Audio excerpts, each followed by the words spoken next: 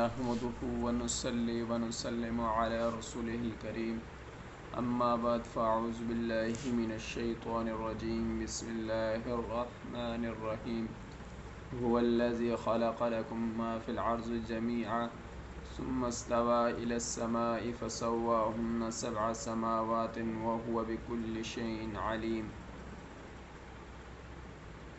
آج کے درس کے اندر جو مذکورات آپ حضرات کے سامنے تلاوت کی گئی اس کا ترجمہ اور تفسیر بیان کیا جائے گا۔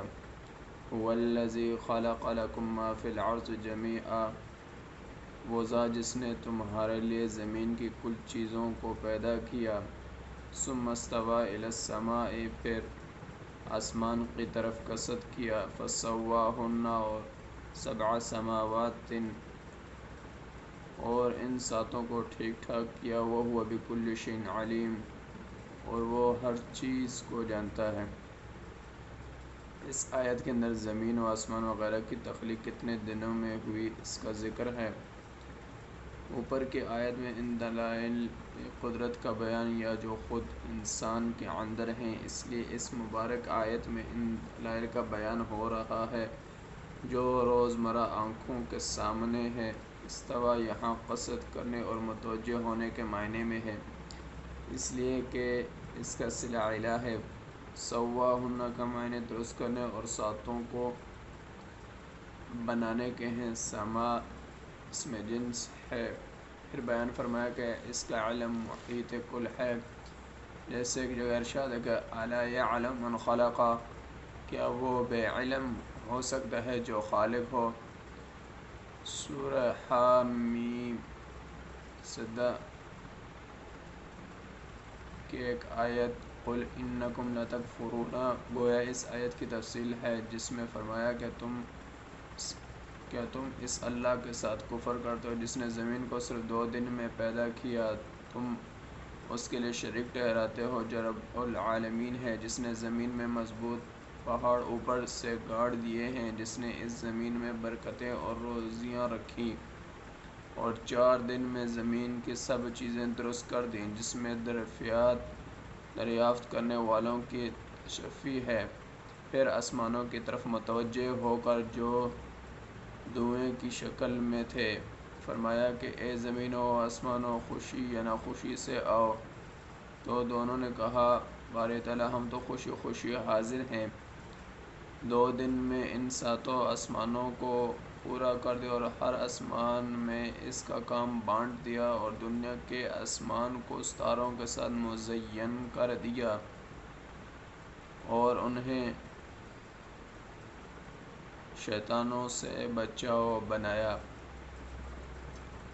یہ ہے اندازہ اس اللہ کا جو بہت بڑا غالب اور بہت بڑا علم والا ہے۔ اس سے معلوم ہوا کہ پہلے زمین پیدا کی، پھر ساتوں آسمانوں کو بنایا، اور ہم دیکھتے ہیں کہ ہر عمارت کا یہی قاعدہ ہے کہ پہلے نیچے کا حصہ بنایا جاتا ہے، پھر اوپر کا۔ مفسرین بھی اس کی تصریح کی ہے، اس کا بیان آگے انشاءاللہ آئے گا، لیکن یہ سمجھ لینا چاہیے کہ قرآن کریم میں ایک جگہ ارشاد ہے کہ اانتم اشد خلقا ام السماء،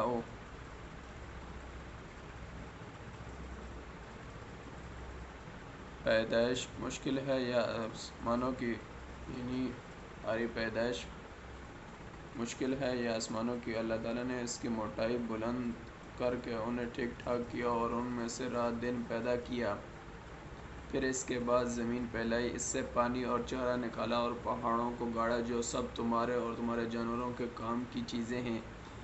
اس آیت میں یہ فرمایا کہ زمین کی پیدائش آسمان کے بعد ہے، تو بعض بزرگوں نے تو فرمایا کہ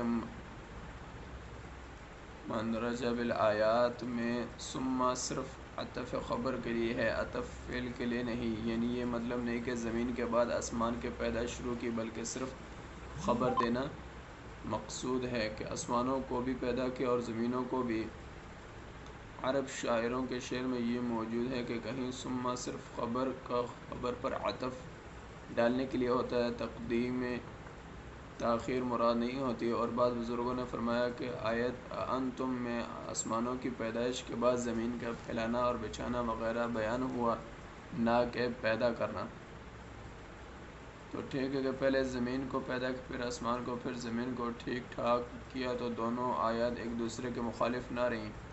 اس عیب سے اللہ کا کلام بالکل محفوظ ہے۔ ابن عباس رضی اللہ تعالی عنہ نے یہی معنی بیان فرمائے ہیں، یعنی پہلے زمین کے پیدائش پھر آسمانوں کی، البتہ زمین کی درستگی وغیرہ یہ بعد کی چیزیں ہیں۔ ابن مسعود رضی اللہ تعالی عنہ، ابن عباس رضی اللہ تعالی عنہ اور دیگر صحابہ رضی اللہ علیہم اجمعین سے مروی ہے کہ اللہ تعالیٰ کا عرش پانی پر تھا اور کسی چیز کو پیدا نہیں کیا تھا۔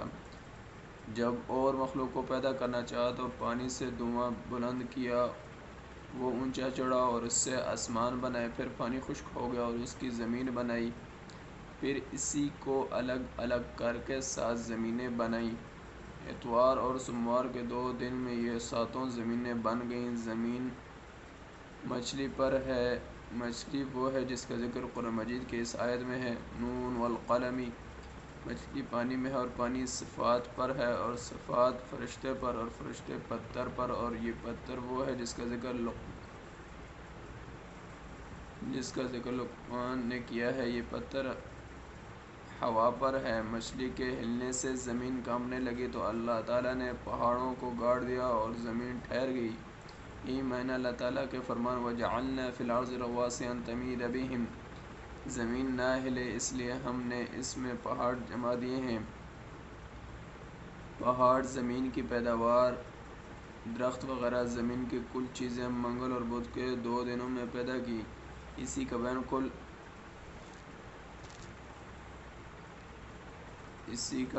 کل انکم لتکفرون والی آیت میں ہے۔ پھر آسمان کی طرف توجہ فرمائے، جو دھواں تھا اسے آسمان بنایا، پھر اسی میں سے 7 آسمان بنائے۔ جمعرات اور جمعے کے 2 دنوں میں جمعے کے دن کو اس لیے جمعہ کہا جاتا ہے کہ اس میں زمین و آسمان کی پیدائشیں جمع ہو گئیں۔ ہر آسمان میں اس نے فرشتوں کو پیدا کیا اور ان چیزوں کا جن کا علم اس کے سوا کسی کو نہیں۔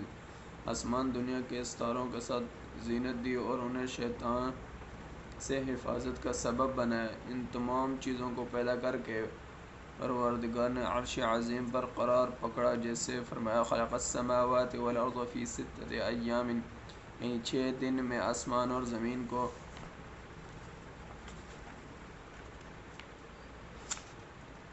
پیدا کر کے پھر عرش پر مستوی ہو گیا۔ جو کچھ کہا سنا سب سے پہلے مجھے اور بعد میں آپ حضرات کو عمل کرنے کی توفیق عطا فرمائے۔ وما علینا الا البلاغ المبین۔